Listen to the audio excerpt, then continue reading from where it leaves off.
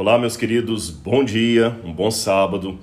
Desculpe os 5 minutinhos de atraso aqui, questões técnicas, mas agora já ajeitei o microfone, às vezes ele cai um pouquinho aqui, porque ele é fino para o pano da camisa é fino aqui, mas a gente vai ajeitando, tá bom? Se ele cair, eu arrumo de novo aqui. Eu espero que vocês estejam me ouvindo bem. Eu coloquei o microfone justamente para evitar um pouco do ruído externo e ao mesmo tempo dar uma iluminação melhor aqui. São improvisos, né? A gente não está no estúdio, mas o importante é que nós estamos conseguindo estar com vocês nesse momento para orarmos, para lermos a palavra de Deus. E hoje eu quero tocar nesse assunto. O que falta para Jesus voltar? O que falta, não é? Já tem mais de 2000 anos que ele fez a promessa que em breve voltaria e até hoje não voltou. E até quando nós vamos ficar neste mundo, enfrentando sofrimentos, desapontamentos, orando, pedindo a Deus por proteção, porque estamos sempre cercados de perigos? Até quando nós vamos orar de olhos fechados? Isto mesmo, orar de olhos fechados, porque a promessa bíblica é que nós estaremos com Deus. E se vamos estar com Deus, nós vamos poder falar com Jesus face a face, através da presença do Cordeiro ali na Nova Jerusalém. Nós nunca mais teremos que pedir proteção. Não fará mais sentido dizer a alguém, vá com Deus, fique com Ele, porque Deus estará realmente, sensivelmente conosco, presente em toda parte. Hoje nós temos a presença de Deus sentida pela fé, mas em breve sentiremos fisicamente a presença de Deus. Vamos dar aqui o nosso bom dia, paz do Senhor, a Marcilene, paz do Senhor, Marcilene, acho que é Marcilene mesmo. Valdeci também, bom dia a todos, bom dia, Valdeci. Kelly, amém, Kelly. Mateus Muniz, mais uma live abençoada do professor, a Deus toda a glória. Douglas Lima, feliz sábado. Vera Giora, deve ser Giora, será que é judia? Giora é um sobrenome judeu, está escrito Giora, mas deve ser Giora, não sei se pronunciei correto.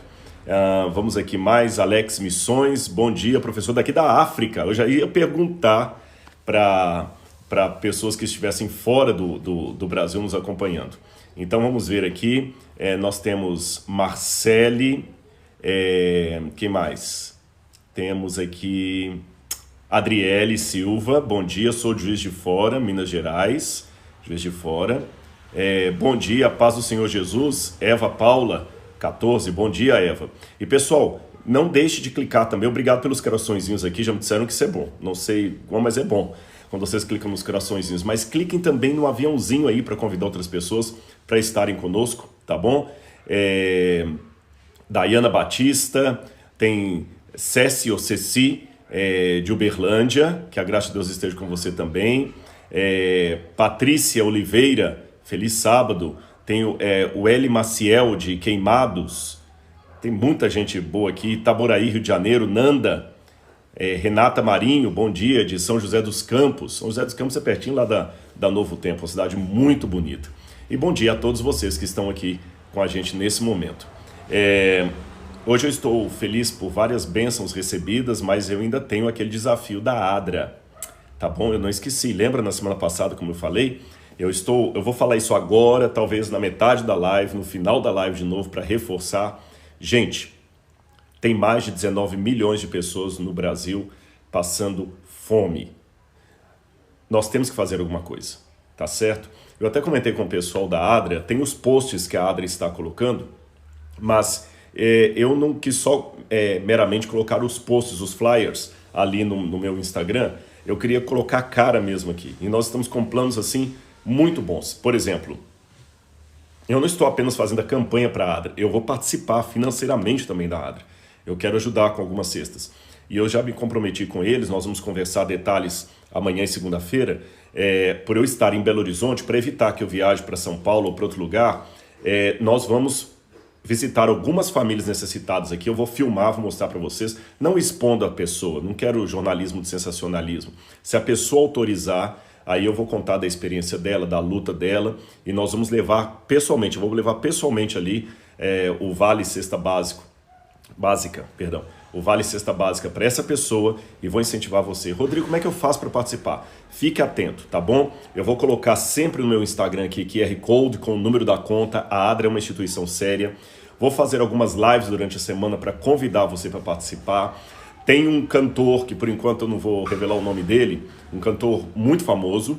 Ele não é cantor gospel, e é muito famoso mesmo.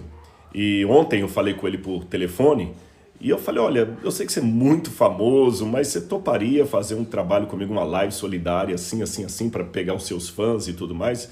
Eu me surpreendi, que ele falou assim, eu conheço o trabalho da Adra, eu conheço o trabalho de vocês adventistas, é um trabalho sério, para mim é uma honra. Aí eu falei, nossa, então me passa o contato do seu assessor pra gente conversar. Ele falou, não, Rodrigo, para que assessor? Pode falar direto comigo, não vou meter o assessor nisso, é com você. Onde você quiser eu vou pra gente fazer a live, então aguardem, tá bom? Aguardem. Todo mundo que é fã desse cantor aí, nós vamos juntos aí trabalhar para ajudar a alimentar o nosso semelhante. Tá bom, gente? Muito obrigado por esse carinho. Essa semana vou respirar Adra. Adra, para quem não sabe, é uma agência adventista de assuntos humanitários, assim como tem a Cruz Vermelha, tem a Médicos Sem Fronteiras, tem a Unicef, tem algumas ONGs, né? A Adra tem essa ONG. No mundo inteiro ela participa. Quando tem um terremoto num país, a Adra está lá com o jaleco verde, ajudando as pessoas com questão de terremoto, campos de pessoas que são vítimas da guerra, sabe? Aqueles campos de refugiados, sempre a Adra está lá. Nesses países que têm problemas de guerras, terremotos, tsunamis, a Adra tem um tipo de atividade. No Brasil ela tem outra, porque aqui a gente não tem essas catástrofes naturais tão fortes como lá, mas nós temos gente passando fome e a Adra está aí. Graças a Deus por isso. Foi, aliás, o atendimento de uma oração. Porque eu falei com vocês na semana passada como eu fiquei com vergonha de mim mesmo. Você está aqui me seguindo no Instagram, muita gente está seguindo o meu canal, está inscrito no meu canal, e eu podia movimentar toda essa gente aí para ajudarmos de maneira conjunta a mitigar um pouco da fome no mundo, tá bom? Então convide seus amigos aí, aperte no aviãozinho, que eu vou orar e a gente vai começar a ler a palavra de Deus, hoje falando o que falta para Jesus voltar. Vamos orar então a Deus? Querido Senhor, amado Pai, em nome de Jesus, nós estamos agora para começar a ler a Tua Palavra. Que o Teu Espírito esteja conosco, que o Teu Espírito fale ao nosso coração e ajuda-nos, Senhor, a amar o nosso semelhante, como o Senhor mesmo nos amou, e amar a Ti, Deus Criador, acima de todas as coisas. Que este seja o resumo dos mandamentos na nossa vida, em nome de Jesus. Amém, Senhor. Muito bem, meus queridos. A breve volta de Jesus... eu vou desligar aqui os comentários, mas uma vez obrigado a todos que estão com a gente aqui, viu? Vamos ver aqui... Desativar os comentários, muito bem. Mas continua enviando o aviãozinho para convidar as pessoas. A promessa da segunda vinda de Cristo é um dos assuntos mais repetidos na Bíblia Sagrada. Há mais de 2.000 e tantas referências diretas ou indiretas à volta de Jesus, ao juízo final, em toda a Bíblia, tanto no Antigo como no Novo Testamento. Mesmo antes de Cristo vir ao mundo na pessoa de Jesus, já havia os profetas falando do grande dia do Senhor. Aliás, tem algumas expressões na Bíblia, eis que vem o dia do Senhor, e não se refere ao dia de guarda, o sábado. O dia do Senhor ali se refere ao dia do acerto final de contas, em que Deus virá, diz que o sol se escureceria antes desse dia, conforme a profecia de Joel. Vem o Senhor e não guarda silêncio. Tem muitas passagens da Bíblia que falam do dia do acerto final de contas, do acerto de contas, o acerto final. E quando chegamos no Novo Testamento, Jesus coincide com o acerto final das contas com o dia da sua vinda a esse mundo. Só que algumas coisas nos confundem ali na Bíblia. Em primeiro lugar, que lá fala, Jesus em breve voltará. Quão breve é esse breve? Eu confesso para vocês uma certa frustração teológica particular. Frustração. Eu não disse falta de fé,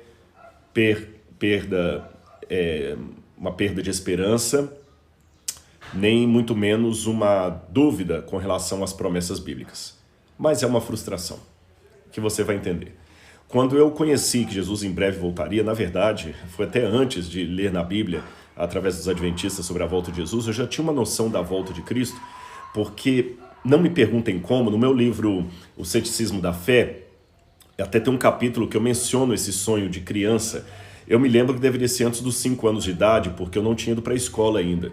E eu sonhava que eu estava numa casa e havia uma senhora de idade comigo nessa casa e começou a chover pedras e as pedras batendo no telhado e eu com aquele medo e a senhora falou comigo assim, não tenha medo, é Jesus que está voltando, é Deus que está voltando. E quando eu saí eu devia ter uns 4, 5 anos de idade, quando eu saí da casa, interessante que os sonhos não permanecem tanto tempo na mente, mas isso eu ainda lembro. Eu saí da casa, eu olhava para o céu e vi a silhueta de um homem com vestes longas, mas a silhueta ele não era branco, era uma nuvem cinza, mas ele regia, como se fosse uma orquestra, mexendo assim os braços, aquela silhueta assim com eu lembro bem detalhe da veste bem longa dele. E a frase da mulher, viu? É Deus que está voltando, é Deus que está voltando. Depois disso eu me lembro que numa velha Bíblia em minha casa, que essa Bíblia foi destruída quando eu resolvi vir para a igreja, mas isso é uma história que eu conto noutra ocasião, tinha dentro um folheto alaranjado com o nome urgente. Aí quando eu já estava na escola lendo, eu lembro que ficava juntando as sílabas urgente. E quando eu abri aquele folheto, tinha uma imagem da volta de Jesus. Eu ficava namorando aquilo ali igual adolescente, olhando a fotografia da namorada, sabe? O Instagram dela. Eu olhava os detalhes e reolhava, eu decorava cada detalhe ali daquela cena. Me imaginava ali Jesus voltando. E o folheto no verso dizia alguma coisa mais ou menos assim, você já viu essa cena? Percebe o que ela está mostrando? Olhe outra vez. Jesus vai voltar em breve, etc, etc. E tinha embaixo uma parte em branco onde eles batiam o carimbo de um endereço da igreja. Isso, tínhamos 7 anos de idade, 8 anos. Depois, eu lembro que a gente ia à casa de um amigo, André Luiz, nem sei para onde anda, isso era da época do primário. A gente ia fazer exercício e a mãe dele tinha um livro, Vida de Jesus lá, que ela tinha comprado de vendedores de porta em porta. E nesse livro também tinha no final uma imagem da volta de Jesus, que eu ficava comparando com o folheto. E anos depois disso, quando eu já estava com 13 anos de idade, eu me tornei adventista. E aí eu entendi a questão da doutrina da volta de Jesus na Bíblia. Aí tudo descortinou por mim. Mas naquela época, eu pensava que Jesus iria voltar dentro de 1, 2, 3 anos. E ele não voltou. Ele não voltou. E passou mais tempo e ele não voltou. E surgiu toda uma efervescência que no ano de 2000 ele voltaria, o mundo, tinha um adágio, 1000 passará, 2000 não chegará, e nós já estamos em 2021, ele não voltou. Eu esperava que eu não ia nem terminar teologia, e eu já terminei teologia, já dei aula de teologia, tem alunos meus, ex-alunos meus, que hoje são presidentes em alguns campos da Igreja Adventista, e ele ainda não voltou e eu estou aqui. E a Bíblia fala que em breve voltará. Quão perto é o perto? Sabe, quando você vai para Apocalipse ali, ele diz para João de maneira bem clara e sem nenhuma reserva, eis que venho sem demora, e comigo está o galardão. Sem demora já tem 2000 anos. Aí eu já vi várias explicações, assim, demora do ponto de vista de Deus, tá? Mas eu estou do lado de cá. Deus não escreveu a Bíblia para ele escreveu para nós. Até que eu entendi, alguns também apegam muito a questão dos sinais, eu vou entrar neles daqui a pouquinho. Até que eu entendi que essa expressão sem demora na Bíblia, ela não é uma expressão necessariamente cronológica, mas qualitativa. Como assim, Rodrigo? Não entendi. Eu vou ilustrar e você vai entender. Tem uma fotografia que às vezes eu uso quando eu falo isso em palestra, que mostra uma pedra bem pontuda, assim como está a minha mão aqui, e uma outra pedra enorme por cima dela, como está a Bíblia em cima da minha mão. Tá certo assim, ó. E a erosão está acontecendo aqui. É fato, dizem os geólogos, que essa pedra de cima cairá a qualquer momento. Mas os próprios geólogos dizem que aquela pedra que está apoiada na outra está prestes a cair, mas ela pode ficar 1000 anos sem cair. Ela ficou até agora, pode ficar mais 1000 anos sem cair, ou pode cair a qualquer momento. Quando eu ouvi isso e li sobre essa história, eu falei, nossa, eu nunca queria ter uma casa construída ali, embaixo daquela pedra. Mas alguém pode falar, não, mas o geólogo falou que ela pode ficar ainda 1000 anos intacta. Sim, mas o geólogo falou que ela também pode cair a qualquer momento. Este é um a qualquer momento não cronológico, mas qualitativo. Não significa que a pedra vai cair amanhã cedo, não é uma coisa que dá para marcar no relógio. mas significa que a qualquer momento ela pode cair.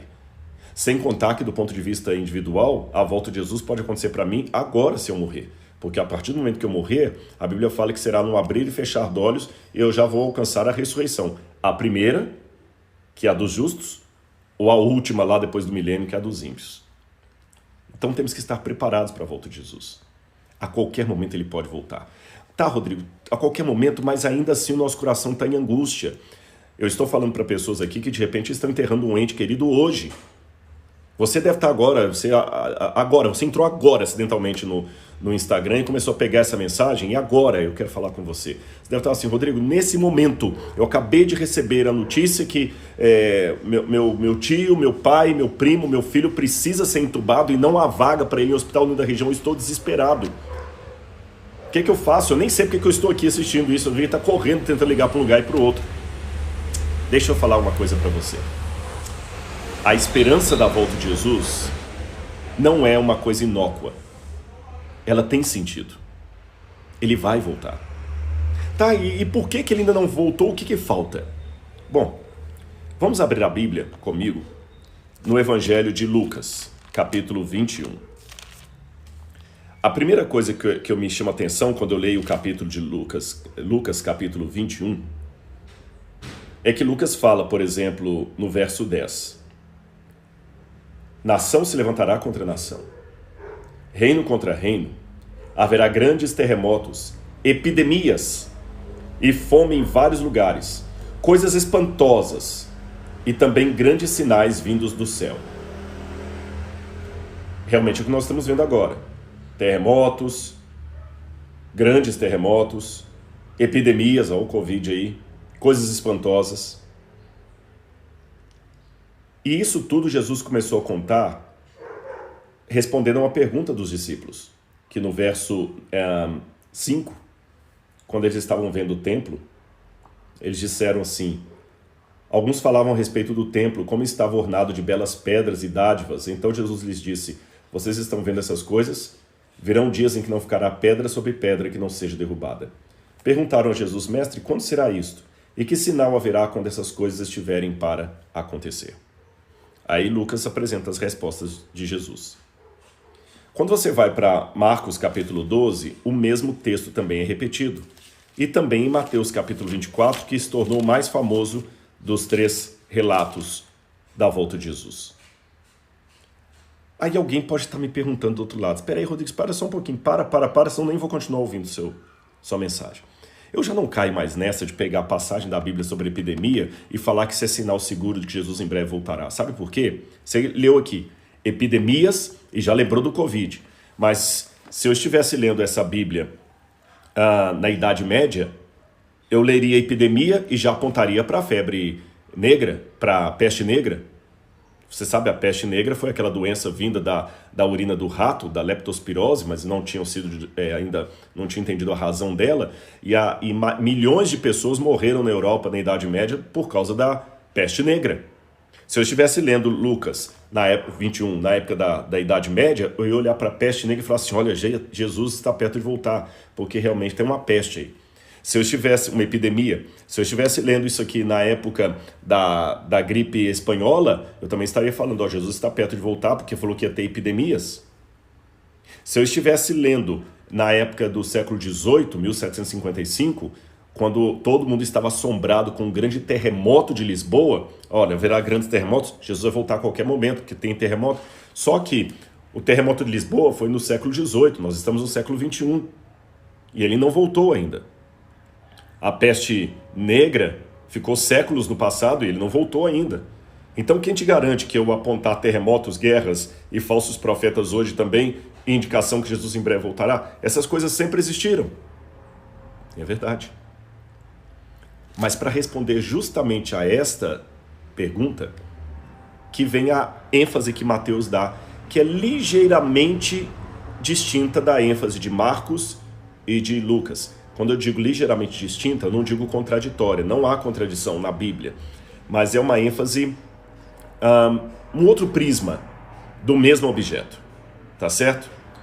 Se você tiver uma Bíblia aí, abra comigo para você ver uma coisa que acontece. Mateus capítulo 24, a mesma coisa, os discípulos saem, Jesus fala que o templo seria destruído de Jerusalém, e eles perguntam, Senhor, quando será essas coisas, ou seja, a destruição do templo, e que sinal haverá da tua vinda? É interessante que eles não perguntam que sinais haverá da tua vinda, eles perguntam que sinal haverá da tua vinda.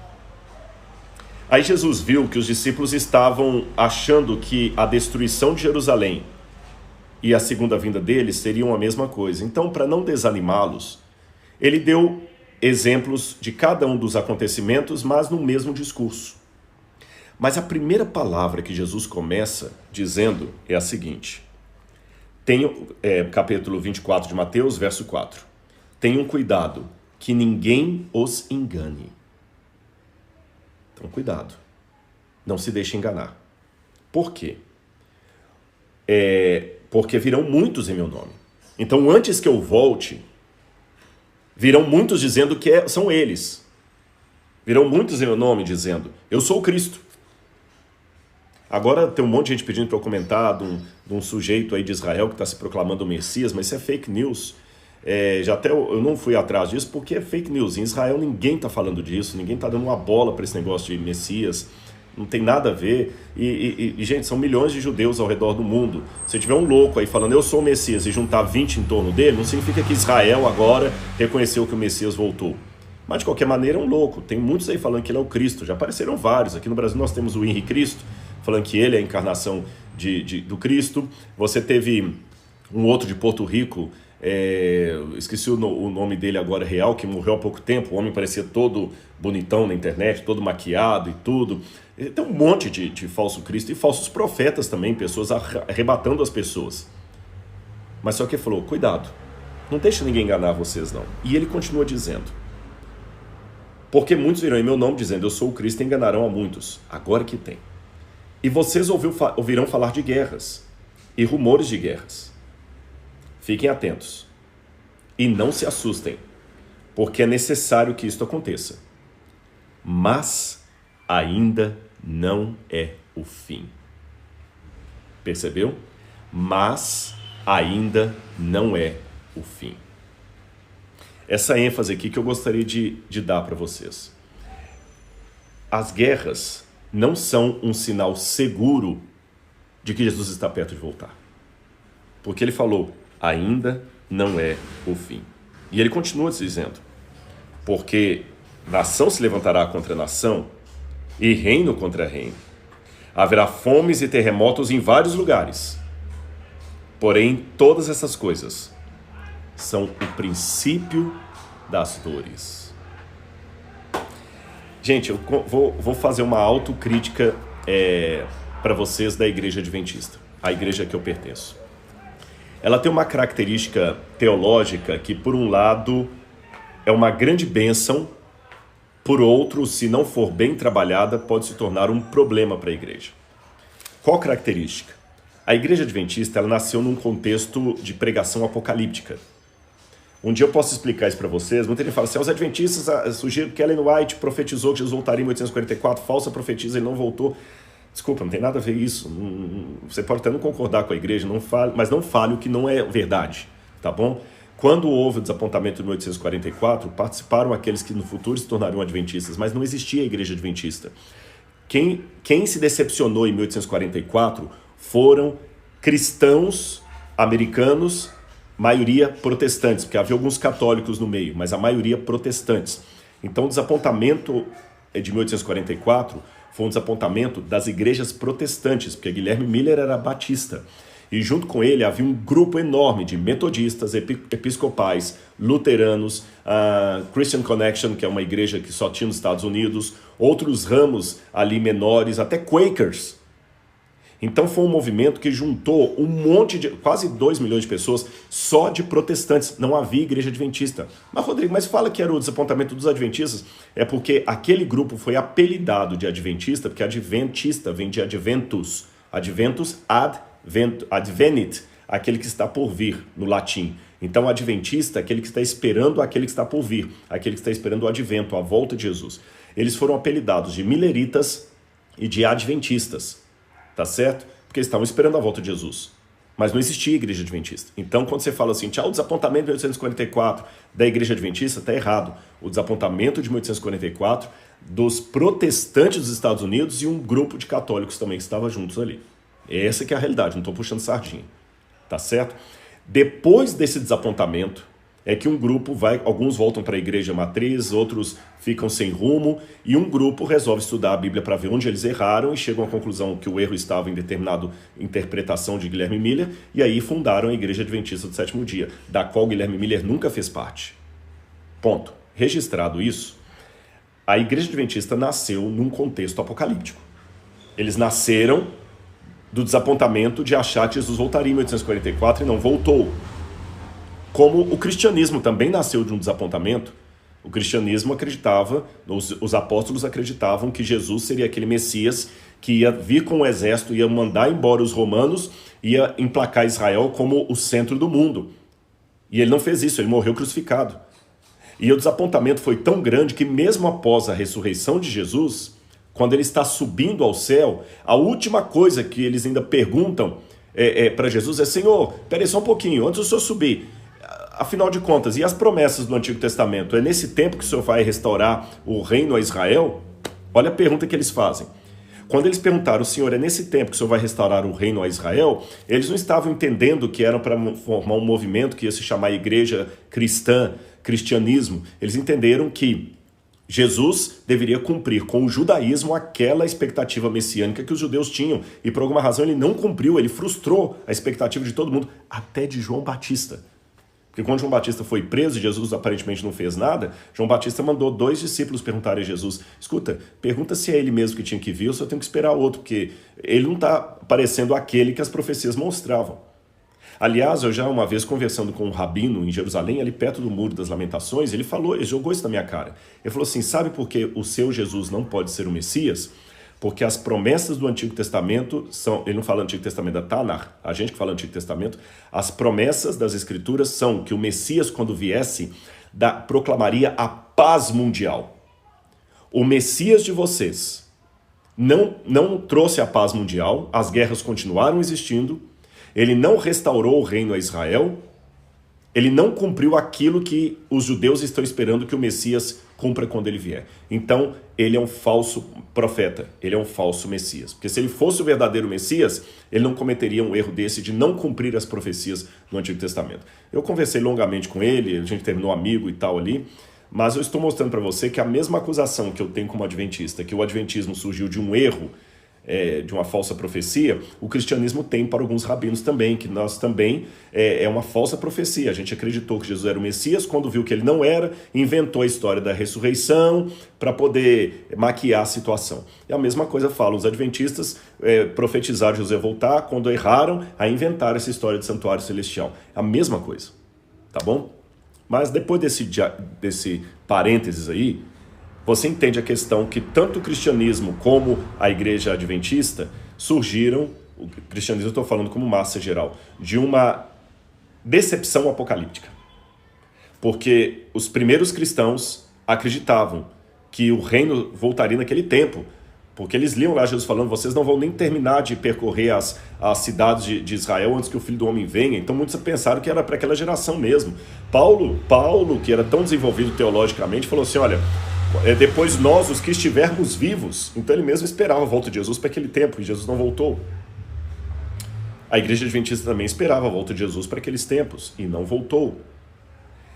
Como a igreja surge nesse ambiente apocalíptico, isso foi por um lado bom, tanto para o cristianismo primitivo quanto para a igreja adventista, porque a iminência da volta de Jesus dá para você um senso de missão, sabe? Aquela questão de urgência, eu tenho que falar. É mais ou menos como uma história que contaram de um tsunami, que a menininha, ela viu quando o mar recuou.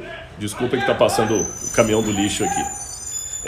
O mar recuou tremendamente, todo mundo achou lindo o mar. Perdão, pessoal, mais uma vez você sabe, né? Ambiente não controlado, é isso aí. Mas eu espero que não desvie a atenção de vocês.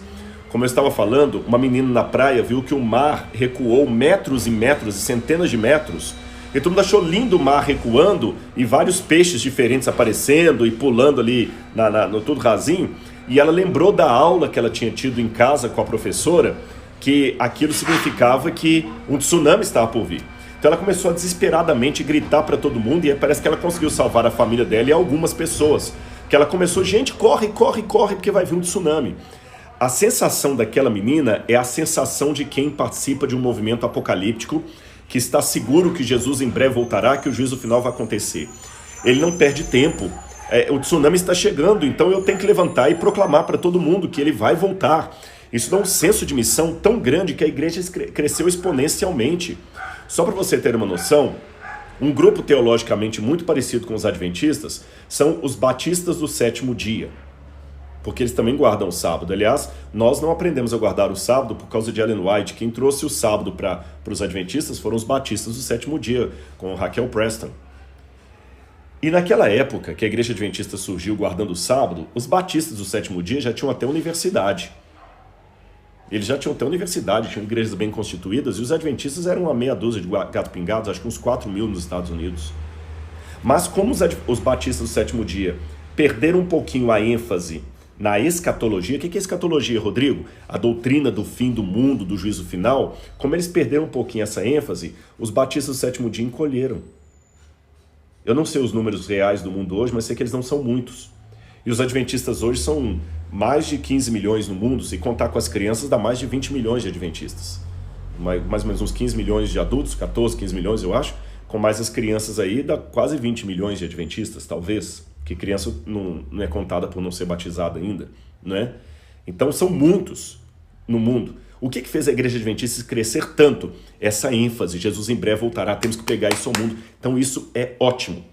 Isso também foi a ênfase do cristianismo primitivo, que sob o batismo do Espírito Santo, começou a pregar que Jesus é o Messias e ele vai voltar, ele vai voltar. Só que quando chegou pelo 4º século da era cristã, o cristianismo perdeu um pouco a ênfase na volta de Jesus. Não perderam a crença que Jesus iria voltar, mas ela se resumiu a um apêndice do credo apostólico. Creio em Deus Pai Todo-Poderoso, Criador dos céus e da terra, creio em Jesus Cristo, seu único Filho, aí ele fala no final que está sentado à direita do poder, de onde há de vir a julgar os vivos e os mortos, que quem é católico conhece. Mas a volta de Jesus ficou agora limitada a um apêndice do credo, não é mais uma proclamação que as pessoas fazem a plenos pulmões. A bem da verdade, tem alguns padres agora da Canção Nova, padre Jonas Abib, que estão pregando com força a volta de Jesus. Mas são minoria. Normalmente, quantos católicos que estão me assistindo aqui que ouvem um padre na missa fazer um sermão sobre a volta de Jesus? Não menciona. Perdeu. E essa perda de referência pela segunda vinda de Cristo faz a igreja se tornar um pouco mais mundana, como dizia o meu ex-professor e falecido padre João Batista Libânio. A igreja troca as catacumbas da perseguição pelos palácios da riqueza. Então é muito importante ter essa ênfase da breve volta de Jesus. Mas ela traz um problema. Se não for bem equilibrada. Qual o problema? É que eu posso ficar tão atento à segunda vinda de Cristo que eu esqueço da vida daqui a agora. Há esse risco. De, na igreja adventista, falarmos tanto assim do anticristo, dos tempos finais, que, por exemplo, numa situação como esta agora, eu tenho 19 milhões de pessoas passando fome no Brasil e eu ficar só falando que Jesus vai voltar. Não, na volta de Jesus não haverá mais isso, na volta de Jesus não haverá mais isso. Olha, Jesus vai voltar porque haverá guerras, terremotos, e a pessoa está lá com fome e eu estou falando com ela que Jesus vai voltar. Tem uma passagem da Bíblia até muito irônica que fala o seguinte, amaldiçoando aquele que o seu irmão vem pedir pão e ele fala, vá em paz. Traduzindo em linguagem de hoje, o meu irmão vem pedir pão e eu falo assim, eu vou orar por você. O irmão está com fome, está com desespero, está precisando do meu apoio, e eu estou falando com ele que Jesus em breve voltará, porque tem guerras, tem terremotos, tem tudo mais, e Jesus falou que isso tudo não era o fim ainda. Note, não que estas coisas anote isso aqui que é importante, não que as guerras, os terremotos, os sinais que aparecem aqui em Mateus, não representem indícios do que vai acontecer no fim do mundo da volta de Jesus. Ainda são, na minha compreensão, sinais da volta de Jesus. Mas a maneira como Mateus os apresenta era para que a nossa força, a nossa tônica não esteja nesses sinais. Porque senão a gente perde o rumo da história. Fica vivendo só o amanhã sem considerar o hoje.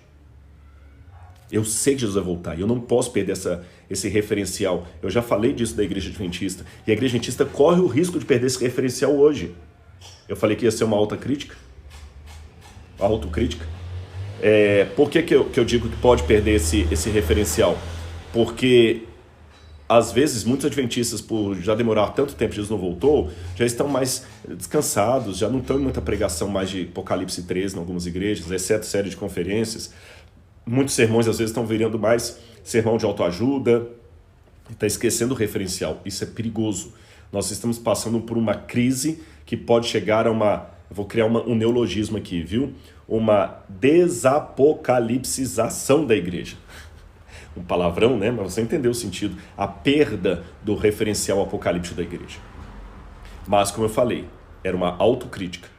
Eu tenho que manter viva a chama da crença da volta de Jesus, mas eu não posso deixar que esta chama ofusque o dever do agora. Vou continuar lendo para você. É interessante que Jesus falou que estas coisas não seriam o fim, seriam apenas o princípio das dores.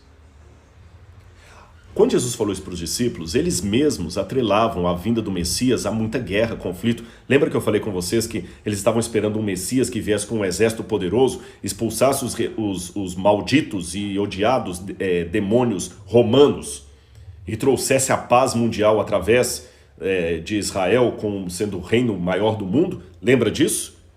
Aí Jesus fala com eles assim, calma, a minha vida não tem nada a ver com guerra humana, nem com terremotos. Porque eles pensavam que o Messias ia proclamar um terremoto que ia destruir Roma. Havia muita interpretação judaica daquela época nesse sentido. Ele falou, calma, não é assim que vai ser. Eu vou vir com poder e grande glória, mas a intervenção não vai ser desse jeito que vocês estão pensando, olhando para os negócios desse mundo. Aliás, até uma notinha de rodapé aqui, tem uma passagem do Talmud que me chamou muito a atenção, que era um debate dos rabinos sobre como viria o Messias. Em glória e majestade, como aponta o livro de Daniel, ou humilde num jumentinho, como aponta o livro de Zacarias. E os rabinos não sabiam entender. Afinal de contas, ele virá humilde montado num jumentinho, ou virá em glória e majestade, como diz Daniel? Ora, a resposta que Jesus dá, ele virá das duas maneiras. Na primeira vinda dele, ele veio humilde num jumentinho, como ele entrou em Jerusalém. Mas na segunda vinda dele, ele virá com poder e grande glória. Agora, de que maneira que ele não virá com um exército humano, para, através de política humana, resolver os problemas desse mundo, como esperavam os discípulos.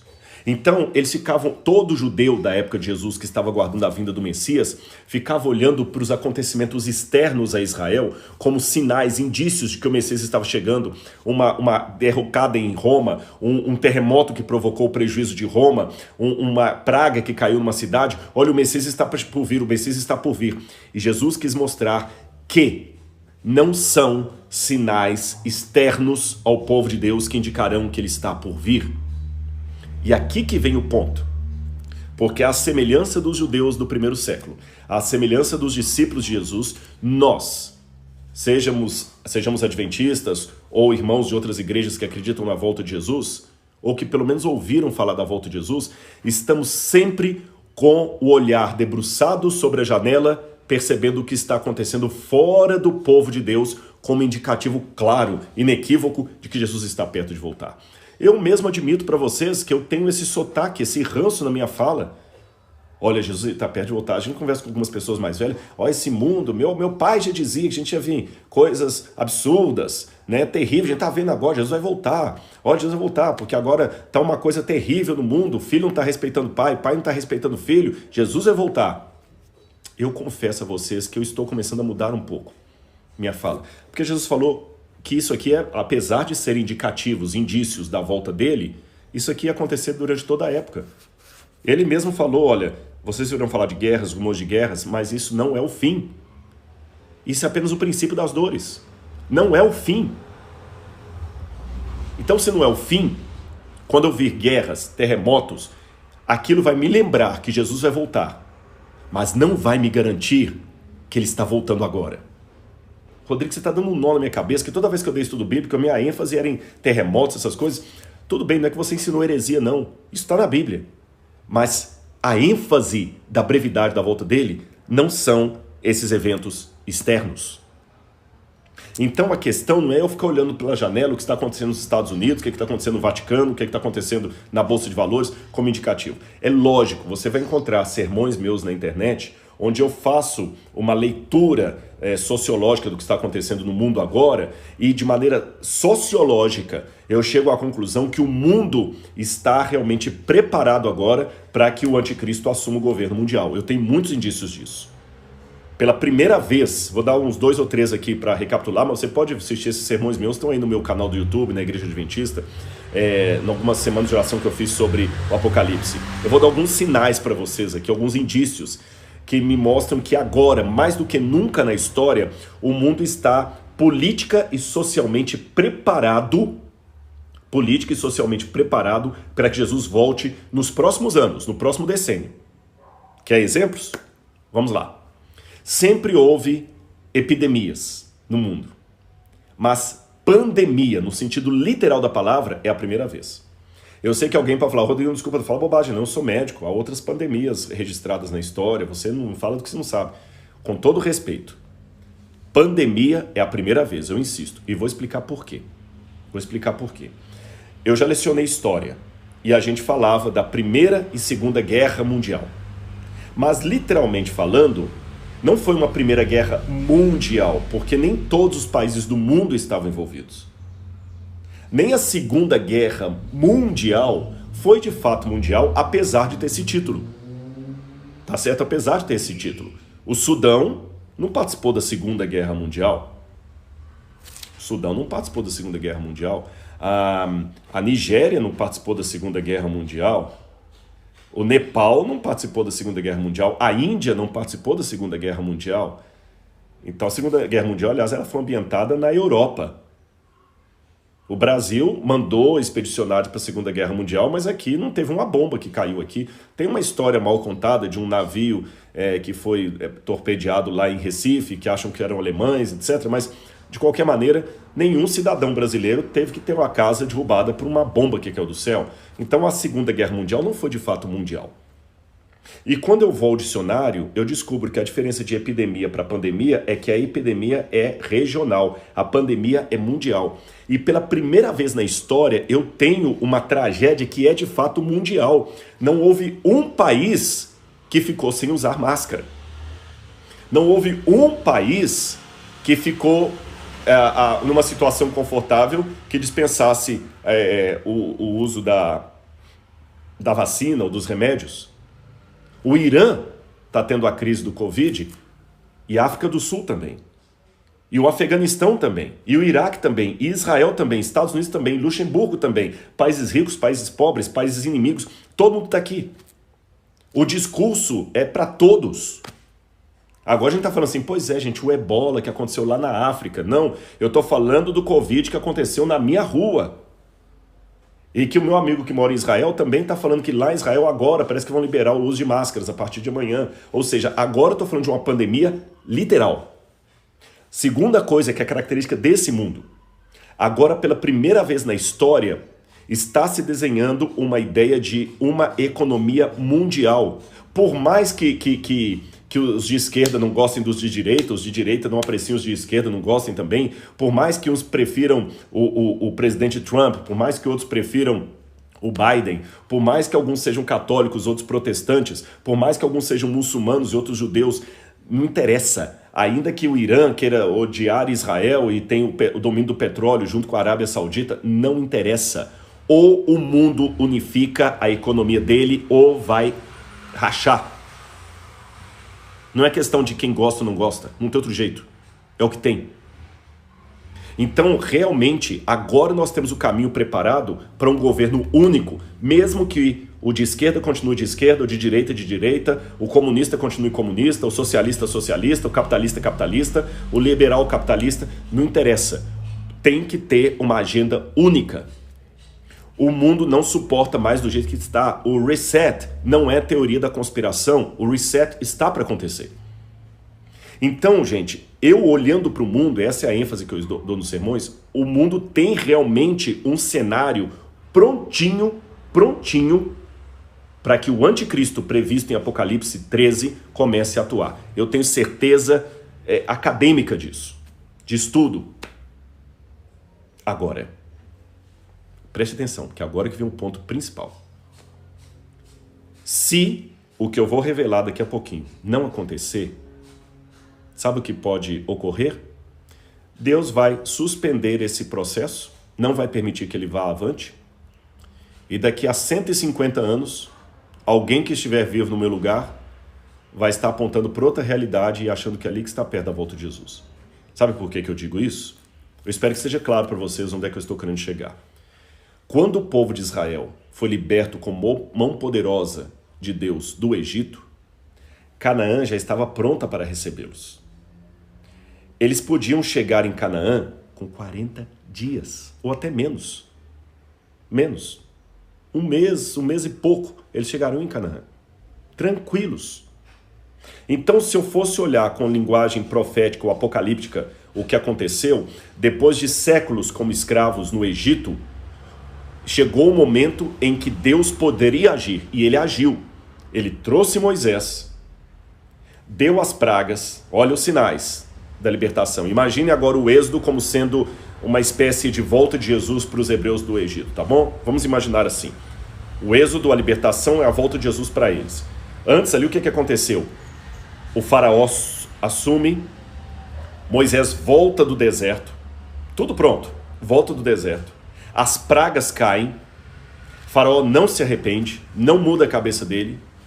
Deus tira o povo, abre o mar vermelho, gente, que é sinal mais lindo do que isso, abre o mar vermelho, o povo passa a pé seco. Do outro lado, o mar se fecha, mata faraó, todo o seu exército, e o povo então caminha. Era ou não era o tempo, socialmente falando, propício para conquistar em Canaã? Claro que era. Mas se era o tempo, por que demorou 40 anos a ponto de matar toda aquela geração? Porque o povo saiu do Egito, mas o Egito não saiu deles. O povo estava por demais confiado nos sinais externos. Olha, acho que agora a libertação está chegando. Eu posso imaginar dois hebreus conversando no Egito. A libertação está chegando. Por quê? Porque agora Moisés chegou. Aí o outro falou, não, é verdade. Os egípcios estão lá desesperados, com piolhos que eles não estão mais aguentando. E o outro, aí você ficou sabendo do que aconteceu no Nilo lá? Diz que uma parte do Nilo lá está toda em sangue. Eles não conseguem beber água lá, tem que trazer água de fora. Nossa, a libertação está chegando. A ênfase era grande. E a certeza também. Mas qual o erro? Estavam por demais olhando pela janela o que estava acontecendo no Egito e esqueceram de olhar o que estava acontecendo dentro do povo hebreu. Então, embora profeticamente eles tinham condições de já estar na terra prometida em um mês, precisaram 40 anos para que isso acontecesse. Fazendo um paralelo, a mesma coisa hoje. Esses eventos que eu dei para vocês aqui de globalização, de mundo unificado, me indicam que nós estamos como os hebreus ali na Páscoa. Estamos na iminência de Jesus voltar. Eu acho que pode acontecer em qualquer momento. Mas se eu ficar demais olhando pela janela o que acontece no Egito e não observar o que acontece aqui dentro, pode ser que mesmo libertos, a gente ainda fique 40 anos vagando nesse deserto do mundo e Jesus não voltou. Posso continuar a leitura do texto para vocês? Olha aqui, depois que ele falou que aquilo era princípio das dores, ele falou, vocês serão entregues para serem maltratados, eles os matarão, vocês serão odiados de todas as nações por causa do meu nome. E o que as pessoas mais querem hoje é ser odiadas por causa do nome de Jesus, não é? No passado, a pessoa tinha que escolher entre a vida e Jesus. Hoje eu tenho que escolher entre o glamour do Instagram e Jesus. Porque hoje muitos entregam Jesus não por causa da vida, só por causa de uma vaidade. Nesse tempo, muitos hão de se escandalizar, trair e odiar uns aos outros. Muitos falsos profetas se levantarão e enganarão a muitos. E por se multiplicar a iniquidade, meus filhos, o amor se esfriará de quase todos. Aquele, porém, que ficar firme até o fim, este será salvo. E será pregado o evangelho do reino em testemunho a todas as nações. Então virá o fim. Perdão, eu saltei uma parte. Então será pregado esse evangelho do reino por todo o mundo, em testemunho a todas as nações, então virá o fim. Muita gente que é missionária deve estar falando um amém aí do outro lado, mas eu quero também te pedir uma atenção. a gente fica por demais preso ao verso 14. O evangelho será pregado a todo mundo em testemunho de todas as nações. Então tem que dar muito estudo bíblico, eu tenho que distribuir muito livro da Novo Tempo, eu tenho que distribuir muita revista, eu tenho que convidar as pessoas a assistirem. Mas vem cá, esse versículo aqui isolado, ele não diz muita coisa. Antes de Jesus falar que o evangelho seria pregado a todo mundo, ele diz que o amor se esfriaria de quase todos. Quase todos. Não de todos. Aqueles que vão cumprir Mateus capítulo 24, verso 14, de pregar o evangelho, tem que estar entre aqueles que não terão seu amor resfriado. E como não ter o amor resfriado? É interessante que depois que Jesus descreve a volta dele, se você virar a página e for até o final do capítulo 24 e o capítulo 25, você vai ver que Jesus conta algumas parábolas que ilustram o tempo da volta dele. E a primeira parábola que ele conta aqui é a parábola do servo fiel e do servo mau. Ele fala de um senhor que foi embora e encarregou seus servos de cuidar, mas o servo falava, o senhor logo virá, e começou a espancar os seus amigos. Ou seja, servos que à espera do seu senhor não tratavam bem os seus irmãos. Aí diz, virá o senhor daquele servo em dia e hora que não espera. Onde vai acontecer essa parábola dos servos? Não pode ser no mundo, é no povo de Deus. Olha, a parábola é dos servos fiéis e infiéis. Quem está no mundão, que não quer saber de espiritualidade, de Deus, nem de Bíblia, nem nada, não pode falar que ele é servo, ele não quer ser servo. A realidade de servos é uma realidade interna do povo de Deus, não externa. Depois Jesus contou outra parábola, a parábola das 10 virgens. As 10 virgens também não representam o mundo político, social, o mundo extra, o povo de Deus. As virgens representam o povo de Deus. Depois ele fala da parábola dos talentos. E novamente, a parábola dos talentos refere-se a quem? Quem são os servos que recebem talentos? É o mundo de maneira generalizada? Não, é o povo de Deus. Então você vê que Jesus não contou nenhuma parábola aqui falando dos governos, dos políticos, das nações. São parábolas relacionadas ao que acontecerá dentro do povo de Deus. Ou seja, o que Jesus quis dizer? Se o povo de Deus não se amar, não se unir e não buscar a presença do Espírito Santo para pregar o Evangelho, esses outros sinais aqui não significam nada. Percebeu? Vou repetir para você e não me tome por um herege. Não adianta nada você... deixa eu pegar um pouco d'água aqui só. Obrigado. Não adianta nada o sol se escurecer, a lua não dar a sua claridade, as estrelas caírem do céu, são sinais da volta de Jesus. Não adianta nada ter terremoto na China, não adianta nada ter fome na Etiópia, não adianta nada ter mobilização mundial para um governo único, não adianta nada. Olha, ainda que o anticristo surja agora com um decreto de morte, se o povo de Deus não estiver fazendo o dever de casa, Deus vai matar esse anticristo e vai dar mais 50 anos para surgir um outro, ou 100, ou 200. Eu tenho sim que mostrar para as pessoas os sinais que acompanham a trajetória até a volta de Jesus. As guerras, os terremotos, um olhar profético e atento ao que está acontecendo, para saber que o mundo está maduro. Mas, mais do que isso, eu tenho que ter um olhar interno. Dentro do povo de Deus, servo bom e mau, virgens, talentos. Somente quando o povo de Deus fizer o dever de casa, aí ele repete, no final do capítulo 25, a cena da volta dele com um grande julgamento. E o que me chama a atenção? Quando vier o Filho do Homem em sua majestade, é interessante que nem todas as pessoas terão a mesma reação na volta de Jesus.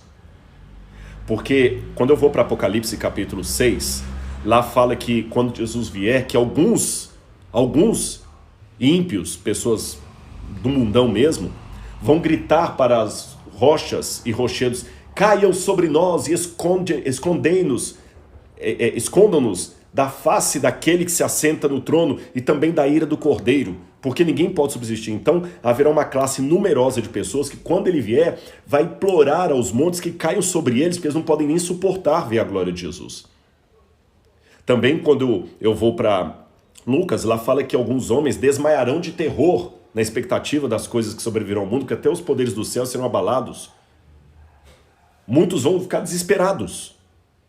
Mas, curiosamente, a Bíblia mostra uma outra classe de pessoas que, à volta de Jesus, não vão pedir para os montes cair sobre eles, não. Nem vão desmaiar de terror, não. Mas também não vão dizer, esse é o Senhor que nós aguardávamos. Pelo contrário, sabe o que eles vão dizer? Senhor, em teu nome eu expulsei demônios. Em teu nome eu fiz curas. E ele falará assim, apartai-vos de mim, malditos, porque eu não vos conheço. Está na Bíblia isso. E um outro grupo vai chegar para ele e falar, Senhor, mas vem cá, isso aqui não está certo, porque em teu nome eu profetizei. E ele falará assim, malditos, eu não conheço vocês. A petulância dos crentes. Nesse aspecto, se me permitem uma digressão aqui psicológica, eu acho os ímpios, no final dos tempos, mais honestos do que os pretensos filhos de Deus. Porque o ímpio, estou falando ímpio mesmo, o Hitler da vida, se tivesse vivo na volta de Jesus, né? Mas alguém do caráter de Hitler, um camarada mau, sem escrúpulos, que estupra criança, que mata inocente, esses tipos de pessoas, ímpias mesmo, eles vão ser mais honestos na volta de Jesus do que os pretensos religiosos. Porque esses na volta de Jesus, os ímpios, eu digo, vão gritar, caia sobre mim, rochedo, porque eu não aguento, eu não vou nem arriscar dizer que eu tenho chance com ele, que eu não tenho. Agora, os pretensos cristãos ou religiosos, que vivem uma religião só de fachada, só de amém, aleluia, e doutrina, esquecendo da piedade que tem que acompanhar essa doutrina, esses com uma arrogância sem tamanho, vão falar, espera aí, por que está subindo ele eu não estou? Olha a audácia. Senhor, em teu nome eu profetizei, em teu nome eu curei. O ímpio pelo menos admitiu que ele não tem chance. Esse ainda quer discutir se não houve um erro de cálculo de Deus. Peraí, senhor, olha direito essa lista aí, vê se eu não estou aí. É impossível, o senhor não vai ser justo se eu não entrar no céu. Eu vou ler nas palavras de Jesus uma das versões desse diálogo dele com esse grupo. E também com o grupo dos salvos. Quando vier, estou lendo Mateus capítulo 25, versos 31 em diante. Quando o Filho do Homem vier em sua majestade e todos os anjos com ele, então se assentará no trono de sua glória. Todas as nações serão reunidas em sua presença. Ele separará uns dos outros, como o pastor separa as ovelhas dos cabritos. Porá as ovelhas à sua direita e os cabritos à sua esquerda. Então o mestre dirá aos que estiverem à sua direita, venham benditos de meu Pai, venham herdar o reino que está preparado para vocês desde a fundação do mundo. Ah, obrigado, Senhor. E ele continua, porque eu tive fome, e vocês me deram de comer. Eu tive sede, e vocês me deram de beber. Eu era forasteiro, e vocês me hospedaram. Eu estava nu, e vocês me vestiram. Enfermo e me visitaram, preso e foram me ver. Então os justos perguntarão, quando foi, Senhor, que o vimos com fome e lhe demos de comer? Ou quando com sede e lhe demos de beber? E quando foi que vimos o Senhor como forasteiro e o hospedamos? Ou nu e o vestimos? Quando foi que vimos o Senhor enfermo ou preso e fomos visitá-lo?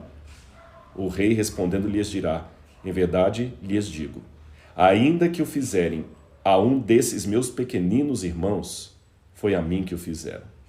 Então o rei dirá também aos que estiverem à sua esquerda, afastai-vos de mim, malditos, para o fogo eterno, preparado para o diabo e seus anjos, porque eu tive fome e vocês não me deram de comer, tive sede e vocês não me deram de beber, estive sendo forasteiro e vocês não me hospedaram, estando nu vocês não me vestiram, achando-me enfermo e preso vocês não foram me ver. E eles perguntarão, quando foi que vimos o Senhor com fome, com sede, forasteiro, ou nu, ou enfermo, ou preso, e não o socorremos? Aí Jesus repete, em verdade vos digo que sempre que deixaram de fazer a um dos mais pequeninos, foi a mim que o deixaram de fazer. Estes irão para o castigo eterno, porém os justos irão para a vida eterna. como pregador da palavra de Deus, me chama a atenção que Jesus não falou assim: entre no reino, meus filhos, porque vocês deram muito estudo bíblico. Entrem no reino porque vocês foram fiéis à doutrina, à cristologia bíblica. Então quer dizer, Rodrigo, que eu posso deixar de pregar a palavra e ser herege? Não, de jeito nenhum. É porque essas coisas, na visão de Jesus, estão incluídas na visão humanitária, no comportamento humanitário. Não adianta nada eu dar o pão para o meu semelhante e não mostrar para ele a esperança da vida eterna. Esse é o ponto.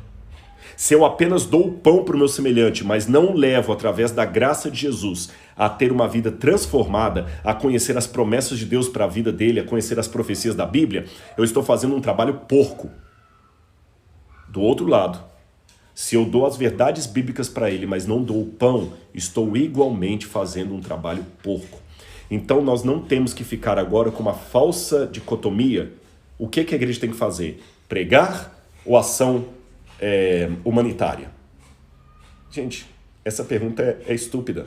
Seria a mesma coisa de eu perguntar: qual asa eu posso serrar do avião antes do voo? Nenhuma das duas. O avião precisa de 2 asas para voar. E a igreja precisa de 2 ações para alçar voo: evangelismo e trabalho humanitário.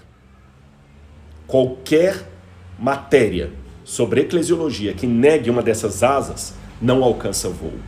E o combustível para colocar esse avião no céu chama-se batismo com o Espírito Santo. Então é jejum, é oração. Dia 1º de maio a Igreja Adventista está proclamando um jejum em todo o Brasil. E nós temos que jejuar pelo nosso país. E nesse jejum não é jejum só para a prosperidade do país, não. Temos que jejuar pedindo a Deus perdão e misericórdia para os nossos pecados. Batismo com o Espírito Santo. E o batismo com o Espírito Santo é só o combustível. Mas o avião que a gente tem que colocar no ar tem que ter 2 asas: pregação do evangelho e ação humanitária. Esse é o ponto. Esse é o ponto, meus irmãos. É por isso que Jesus ainda não voltou. Não é que as profecias ainda demoram muito para cumprir. Para com esse discurso. Não, Jesus não voltou porque é muito difícil levantar hoje um governo único no mundo. Esquece. Esquece. Tá bom?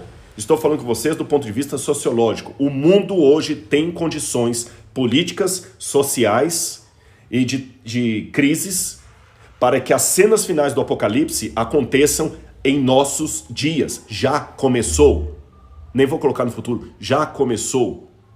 O Covid-19 vai ser um divisor d'águas. A vinda do 5G, que vai controlar todo mundo, é outra. Isso aqui não é teoria da conspiração, não. Eu sei o que estou falando, tá bom? Não estou lendo só revista de banca, não. Eu estou falando de artigos indexados. Gente que está vendo realmente que o mundo precisa de um reset. Economistas que estão prevendo como é que será o futuro do mundo. Tá tudo pronto.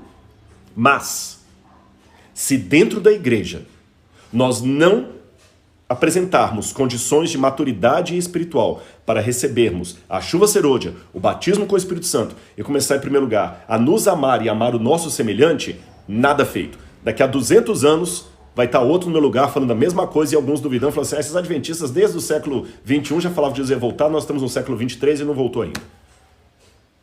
Eu acabei de sair do Egito. Eu não quero ficar 40 anos no deserto. Posso ler uma última passagem para vocês? Eu quero ler um texto aqui de Apocalipse, que muita gente às vezes entende de uma maneira um pouquinho equivocada. No Evidências da TV Novo Tempo eu explico melhor isso aqui. Quando Jesus abre o 5º selo no Apocalipse, que são eventos que antecedem a volta de Jesus, João vê os mártires que morreram por causa da palavra de Deus. E esses mártires questionam: até quando, ó soberano Senhor, santo e verdadeiro, não julgas nem vingas o nosso sangue dos que se habitam sobre a terra? Aí a resposta que foi dada foi a seguinte: foi dada a cada um deles uma veste branca. E lhes foi pedido que repousasse um pouco mais de tempo, até que se completasse o número dos seus conservos e irmãos seus que iam ser mortos como eles também foram. Muita gente pensa que esse completado número aqui é uma coisa matemática, que Deus tem um número em mente que ele quer salvar, mas existe uma outra possibilidade de interpretação um pouco mais fiel ao texto, mesmo porque a tradução aqui nem está colocando todas as palavras que tem e que não tem ali no grego, com a palavra aritmos, número. Esse completar significa de maturidade, até que seus irmãos estejam maduros. E é interessante que ele fala, irmãos seus que vão ser mortos como eles também foram. Será que hoje eu estou espiritualmente maduro bastante para, se a perseguição chegar, eu aceitar ser morto por Cristo? Eu sei que depois do fechamento da porta da graça não haverá mártires, mas antes sim. Se hoje eu não deixo a vaidade por amor de Jesus, será que eu vou deixar nesse tempo? Aí de repente, aquilo que mais me frustrou, e eu falei no início dessa live, que é a frustração teológica de Jesus não ter voltado, de repente a misericórdia de Deus para comigo, porque eu não estou pronto. Pense nisso, meus amigos.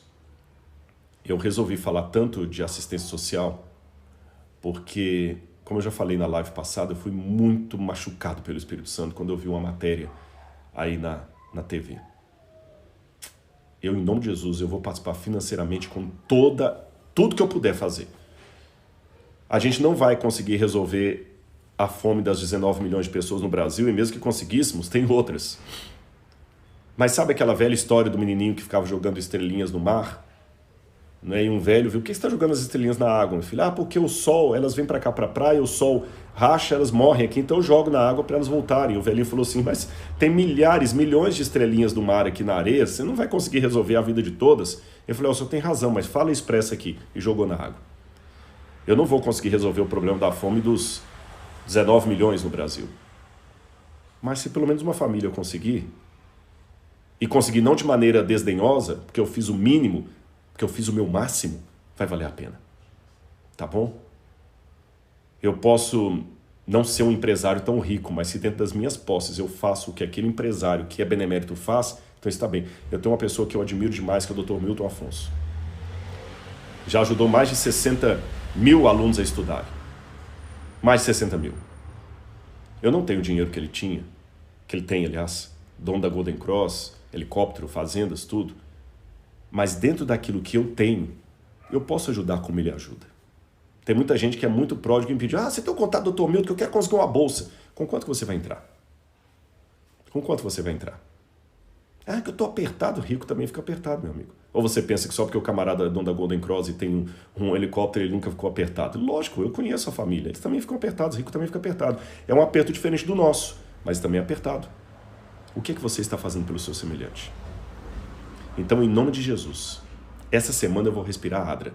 Vou falar da volta dele, mas eu quero contribuir para dar o pão ao meu semelhante. Porque eu amo Deus acima de tudo. E como eu amo Deus acima de tudo, Ele mandou que eu também amasse o meu próximo como a mim mesmo. Então, como extensão do amor que eu tenho por Ele, eu quero ter a extensão do amor pelo meu próximo. Porque quebra de relacionamento vertical é quebra de relacionamento horizontal. Eu não tenho como ser íntimo de todo mundo, vocês imaginem. Com tantos inscritos no canal, não tem como eu sair distribuindo o meu WhatsApp para todo mundo, para aconselhar todo mundo, não dá para eu fazer isso. Mas dentro do meu universo, dá para eu fazer alguma coisa. E eu acho que é isso que você tem que tentar hoje, tá certo? Eu vou, depois dessa live, eu vou colocar um banner com QR Code, com a conta não sei se é Bradesco, qual que é o banco que eles usam, a conta da Adra, e você já pode começar a depositar ali. Essa semana toda eu vou pedir dinheiro para a Adra, porque não é para a Adra, é para ajudar as pessoas, tá bom? Se depois dessa live você sentir no seu coração, você já vai lá, vai abrir o seu QR Code, faz o depósito. Aí alguém deve estar falando assim, Rodrigo, mas é sábado, hoje é sábado. Ah, é sábado. É verdade, eu guardo o sábado. Mas eu tenho um problema, porque o mesmo Deus que mandou eu guardar o sábado, falou que é lícito fazer o bem aos sábados. Entenderam? O mesmo Deus que mandou eu guardar o sábado, falou que se o boi cair no buraco de sábado, pode tirá-lo. Então ele também pode curar uma mulher doente na sinagoga no sábado. Então eu respeito a sua opinião, mas eu no sábado, para esse fim, eu faço um depósito na agência bancária, se for o caso. Porque eu não vou esperar até amanhã não, porque eu posso esperar para depositar segunda-feira ou terça, mas quem está com fome, ele quer dormir hoje comendo alguma coisa. E nós precisamos montar esses cartões aí para dar a cesta básica, tá certo? Então, faça o depósito hoje, e essa semana toda você vai me ouvir falando isso. Eu quero incomodar você, através do Espírito Santo, porque eu quero ver Jesus voltando. E eu quero pregar o Evangelho, e eu quero ajudar meu semelhante naquilo que for possível. O que falta para Jesus voltar? O que falta acontecer na minha vida e na sua. Aí ele vai voltar. Ele precisa disso aqui para movimentar os governos do mundo e preparar o cenário final. Pense nisso, meu amigo. Porque, terminando essa fala aqui, quero dizer Eu até aproximo mais do celular aqui. Do fundo do meu coração, eu não quero mais orar por ninguém no hospital. Não é uma coisa que eu faço com prazer. Eu não quero mais visitar alguém que acabou de perder um ente querido. Não é algo que eu faço com prazer. Eu não quero mais ter medo. Eu não quero mais ver gente chorando como talvez alguém está chorando aí do outro lado. Eu quero ver Jesus. Ensinaram-me que ele vai voltar. Está demorando, mas eu vou continuar esperando. Quer esperar comigo? Quer se aprontar para a volta de Jesus como servo bom e fiel? Pense nisso. Eu vou orar por você agora. Oremos. Amado Senhor, em nome de Jesus, nesse momento eu despeço dessa live, pedindo a unção do Teu Santo Espírito para fazermos o Teu trabalho. Dá-nos a chuva serôdia, Senhor. Prepara o nosso coração, dá-nos consagração, amor pelas almas, para pregar as verdades bíblicas a todo mundo e também dar o pão ao nosso semelhante, o abrigo, o abraço, o conforto. Porque nós te amamos, Senhor, e queremos que o Teu amor em nós possa espalhar pelo mundo. Pois é em Teu nome que nós fazemos esta prece. Amém, Senhor. Um beijo no coração de todos, que a graça de Jesus esteja com cada um de vocês. Muito obrigado.